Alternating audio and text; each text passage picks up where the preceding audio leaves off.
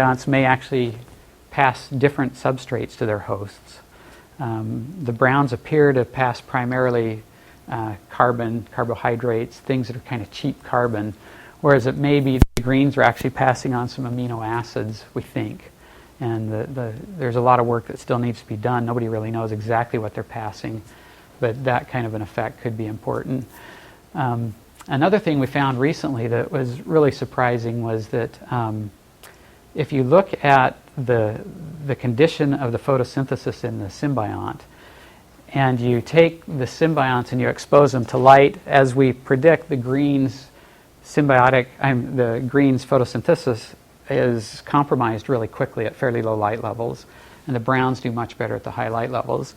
And because of that, we predicted that what was going to happen was these greens would produce a heavy ROS load. When you overwhelm the photosynthesis, you get these reactive oxygen species, and those can damage tissues. They can cause lots of trouble for the animal, and often, I think, leads to bleaching in some species. I think what was really crazy here was we actually measured peroxides. And so we looked at peroxide production as one of the most important reactive oxygen species, comparing these two animals in their symbiotic states. And our prediction was we'd see a lot more with the greens. We found that if we put catalase in there to scavenge the ROSs, it essentially rescued the photosynthesis and it bumped back up. We're looking at FV over FM measures and trying to get some index of the photosynthesis. Bottom line, if you look at the total ROS loads that these produce, browns are much worse than the greens. And it just doesn't make sense. They're high in the intertidal, they're getting lots of light, but the burden of peroxide, at least, is higher in the browns than the greens. And so if that's a consistent pattern in the field, it means that having browns must be compensated by other things, which might be this ability to go through these fissions and asexually dominate a habitat and take advantage of the things that are going on there. So a very complex kind of interplay of a lot of things. Many of the questions we're running up against now require molecular techniques to answer, and we're just not equipped for that. So we're trying to build relationships with people who can help us answer those questions of what's getting switched on and off when you're in these different symbiotic states. What kind of substrates are being passed between the host and the symbiont? How are these interplaying with one another?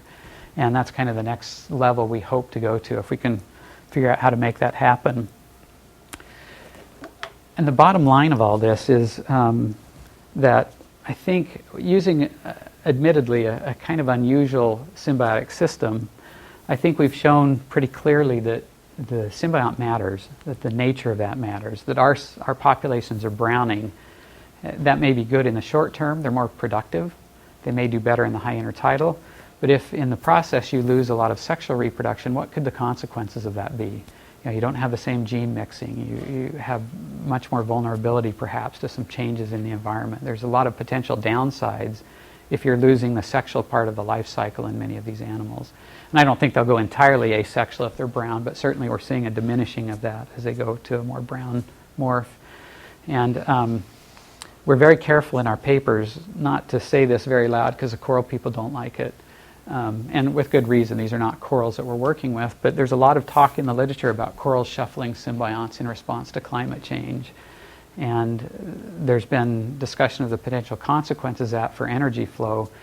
There's at least the potential out there that could also affect life history.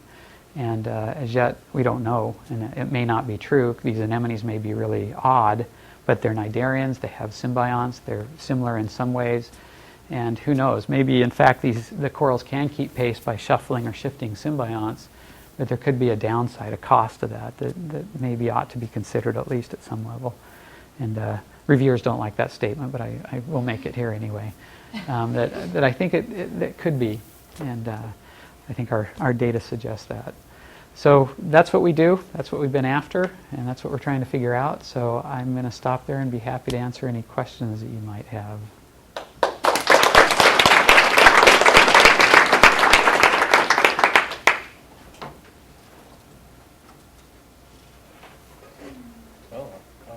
Okay. When you talked about the slide where you had the 5 things about fitness, one was protein biomass, and what was the second one? And we had acaragi. Well, Yeah, Ecology, Yeah. and the two symbionts, protein biomass, but there was another one that you said that was important. Total density of symbionts. So it wasn't the identity of the symbionts, it's just how many they had total, because they can have very different numbers of symbionts in them. So the total density of symbionts is a driving factor of fitness? Yeah. If they have lots of symbionts, they're getting more carbon, presumably, from the symbionts, they do better. If they have very low levels, they don't do as well. And I think that was largely in the contrast between both the symbionts and the apos. The apos didn't have much in there. And I should say, most of these anemones have a background of the other symbiont. So they're never really 100% one or the other. Like corals, they may have this really low background of the other. And so under the right conditions, they may be able to shift a little bit, though we've also found that they're fairly resistant to change. We think there's an alternative stable state thing going here where if they get green, it's actually pretty hard to knock them out of 100% green. If they're brown, it's really hard to knock them out the other way. If they're intermediate, then you can shift them. But if they're one or the other, they tend to be pretty stable in those environments, even if it's maladaptive. And they've taken greens and taken them up the shore, and they will turn brown. You take browns, you take them down, they don't turn green. So it appears that the trough is bigger on the brown end of the scale, and if they get there, they're really stable that way. Yeah.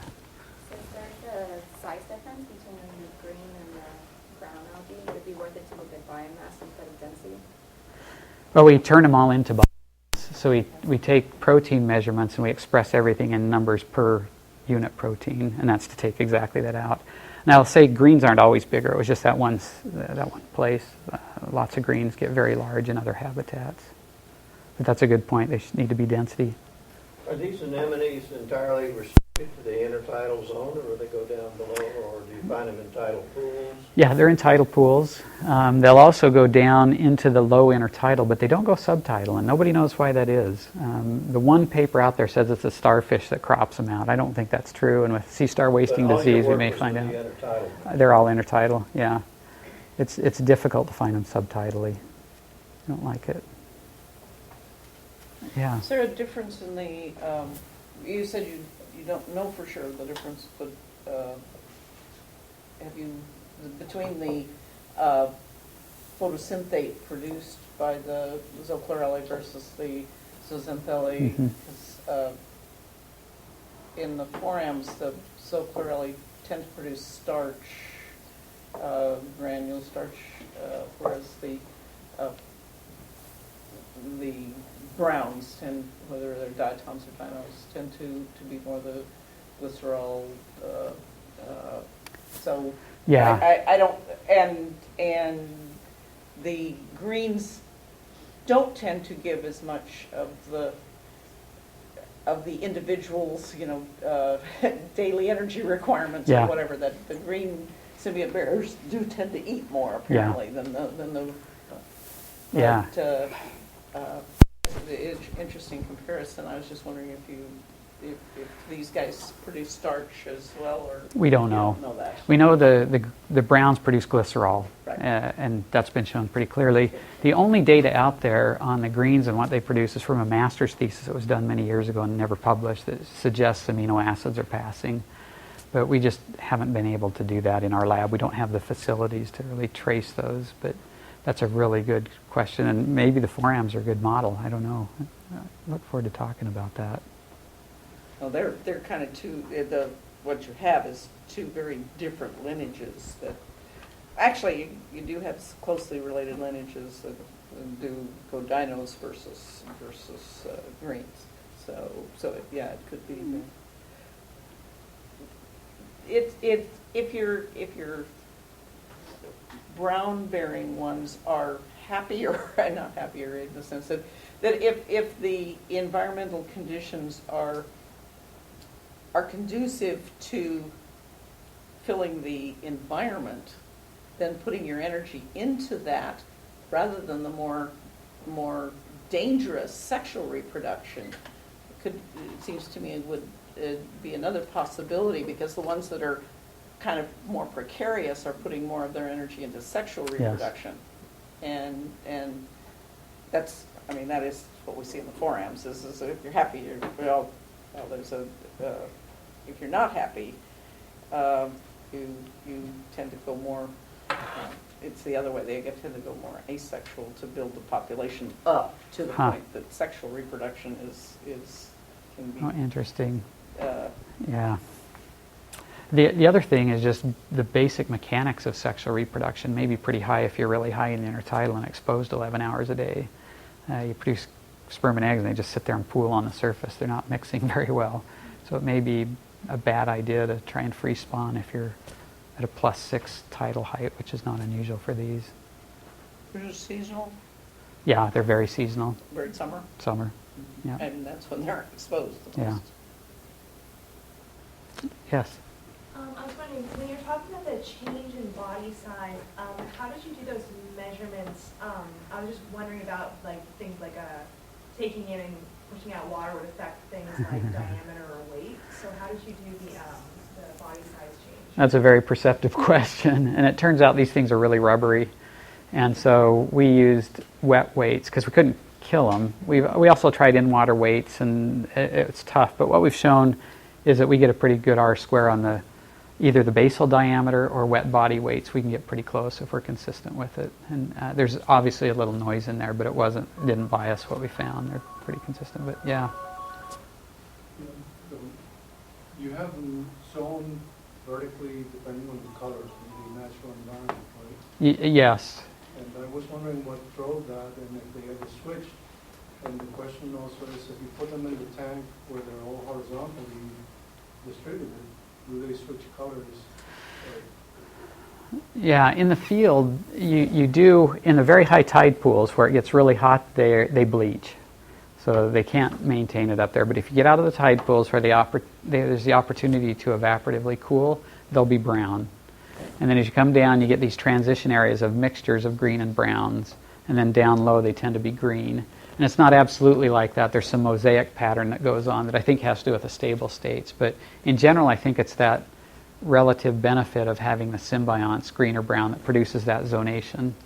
If you put them all in the same aquarium, they stay where they are. Unless if you push the temperatures, then they'll start to shuffle and switch. But no, these things don't laterally transmit or horizontally transmit symbionts either. It appears they have to get them as larvae. So if they don't have a green and a brown as a larva, they're never going to pick them up.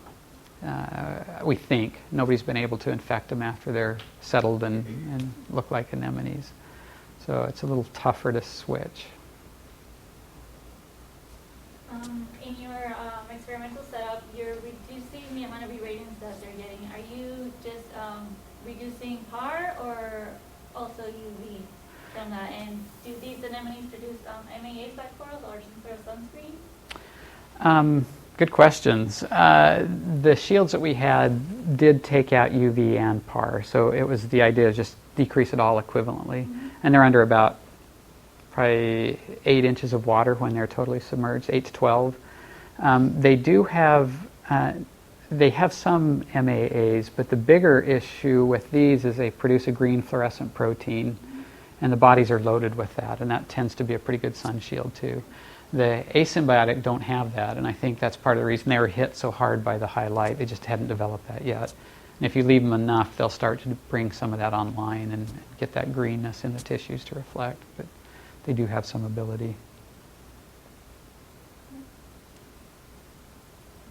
Oh. You don't know any of the mechanisms as to how the animals select for which one? Because as a larvae, they're going to see both. And, I mean, I don't know any of the history of anemones. Do they settle and stay? You said that they move constantly, so if they move these zones, can they? I don't think so. I think once they're on the bottom, they don't take anything up. And I think when they're in the plankton, as these little planula larvae, I would guess they're totally non-selective. They're swimming around, they're eating whatever they can find. We've been able to infect them by just putting some symbionts in there. But it's complex. It's really hard to get these to reproduce, first of all, in the lab. And then we can get them to take up the symbionts, but it's hard to get them then through the settlement stage. And settlement tends to be a really hard problem that we deal with. And so nobody's been able to get through that step to know exactly what's happening in that whole infection process. So yeah, we just deal with the adults, and anytime we have an RU student who's enthusiastic, we'll say, see if you can get these to spawn. And that's always in addition to a real project. And we had one try this summer, and he got spawning once, but it was only a bunch of females. We didn't get any sperm, so we couldn't do it. So it's a very good question that we don't have an answer for. I'm telling you everything I don't know. There's an awful lot we don't know. Oh, I was just gonna add, so does that mean that they're segregating themselves post settlement? Right, so they take up the symbionts larvae, they settle, and then they are moving themselves to a place where the light and temperature is most. Yeah, that's a really intriguing question. I guess one possibility is they get both, and then whichever one the habitat's favorable for, that's what they become. But could they crawl down lower if they're green? I don't know. That's a really intriguing possibility. They are very mobile. They'll respond to light. They can do quite a bit for something with a nerve net and no brain. But maybe they do self-assort. You have to get past all those other anemones trying to blast you. And they're space-limited communities, so it's a dangerous prospect. So that means that if they go, if they bleach, essentially, there's no recovery for them, they can't pick it back up. If you totally bleach them, it's actually hard to absolutely bleach these things unless you use chemicals, and some people have done that. But just a real strong temperature stress, you can expose them to really elevated temperatures, and then you put them in the dark and you keep them for 6 months, you put them in the light, they start to brown up again. So they're evidently able to keep those for some time, and I don't know how they do it, but it's really difficult to experimentally bleach these things 100% unless you use the chemicals that kill everything. Have you guys done any work looking at, especially with the geographic distribution of the different, the brown and the green, does it have anything to do with the algal availability, or is that not really a factor? The symbiotic algae, you mean? Nobody knows where they come from.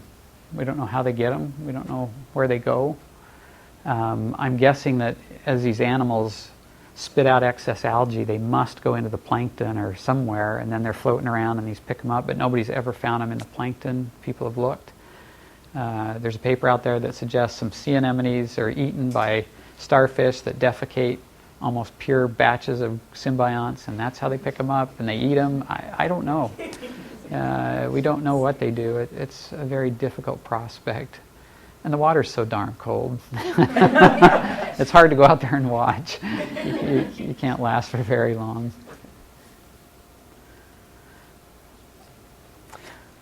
Okay, well, thank you. I appreciate it.